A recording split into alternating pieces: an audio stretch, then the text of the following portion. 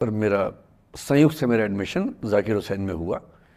मेरे अंक ठीक थे, यहाँ हो सकता था, पर मैं तो नई दिल्ली स्टेशन पे उतरा, बाहर निकला, पता लगा वहीं एक कॉलेज है, वहीं एडमिशन ले लिया मैंने। तो लोगों ने कहा कि यार कैंपस बड़ा अच्छा होता है। मैंने, अरे क्या फ़र्क पड़ता है, कॉलेज कॉलेज होता है, छड्डो, यही छड्डो में सिखाने आया हूँ आप लोगों को। ये ठीक है, स्टेशन से निकले वहीं कॉलेज है, मैंने घर जाना होगा तो आराम से कॉलेज से निकल जाएंगे, क्या रखा है कैंपस में। पर मेरा एक दोस्त जो मेरे साथ ही आया था उसी शहर से, उसने एडमिशन हंसराज कॉलेज में लिया। मैं और वो स्कूल के डिबेटर्स थे, डिबेटिंग में हम लोग स्कूल टाइम से काफ़ी एक्टिव थे। डीयू में आए तो यहाँ भी एक्टिव रहे। डीयू में मैंने करीब 5 साल डिबेटिंग की और मेरा ख्याल है कि लगभग मतलब 300-400 डिबेट्स मैंने जीती होंगी डीयू में, कुछ हारी भी होंगी, लेकिन मैंने खूब डिबेट, वो मेरा दरअसल दाना पानी था, रोजी रोटी मेरी वही थी कॉलेज के दिनों में। घर से पैसे मैं लेता नहीं था, मिलते भी नहीं थे, देना क्या था, मतलब ऐसी स्थिति भी नहीं थी उस समय मेरे घर में कि मिल सके। तो डिबेटिंग मेरा रोजगार था, एम्प्लॉयमेंट था मेरा, उससे काम चल जाता था आराम से। उसका भी चल जाता था, वो हंसराज से था, मैं जाकिर हुसैन से था। हम खूब डिबेट्स में मिलते थे।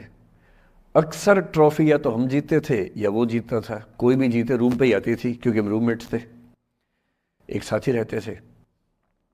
वो मुझसे योग्यताओं के मामले में 21 था, बल्कि अगर वो 21 था तो मैं 15 ही रहा हूँगा या 12 रहा हूँगा, 22 या 21 तो नहीं रहा हूँगा, मुझसे बेहतर था योग्यताओं में, बड़ा अच्छा व्यक्ति था।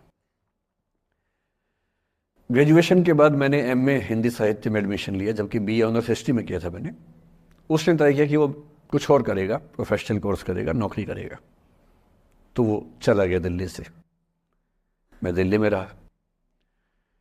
फिर मैं एमए के बाद तैयारी करने लगा यूपीएससी की, तब तक मैं यूजीसी जेआरएफ कर चुका था। पहला अटेम्प्ट दिया, प्रीलिम्स हो गया। मेंस मेरा 96 के मेंस की बात कर रहा हूँ, मेंस शुरू होने वाला था, 2 दिन रह गए थे। करीब 10 दिन पहले वो मेरे पास आया हुआ था दिल्ली में, मिलजुल के अच्छे से बात करके गया था। उन दिनों उसका एक प्रेम संबंध कहीं हमारी ही एक मित्र के साथ चल रहा था। हम सब दोस्त थे, तो उनमें से 2 लोगों का आपस में का अफेयर था। मुझे नहीं पता क्या हुआ, लेकिन मेरे मेन एग्ज़ाम से 2 दिन पहले रात को 12 बजे एक फ़ोन आया और ये बताया गया कि मेरे दोस्त ने फंदा लगा के अपनी जीवन लीला समाप्त कर ली है। वो दिल्ली से दूर था कहीं, और जिस व्यक्ति के बारे में मेरी राय ये थी कि उतना जीवट वाला व्यक्ति कोई हो नहीं सकता, जो ज़िंदगी से हार सकता ही नहीं, जिसके होने से कई लोग हमेशा जीता हुआ महसूस करते हैं, वो चुपचाप एक बंद कमरे में ज़िंदगी से हार गया। मैं आज तक नहीं समझ पाया कि ऐसा कैसे हुआ।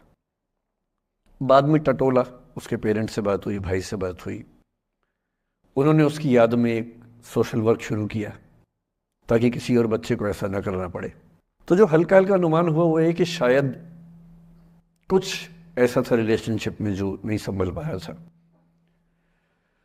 और रिश्ता टूट ना जाए इसका दबाव बहुत ज़्यादा था, और वो दबाव झेल नहीं पाया।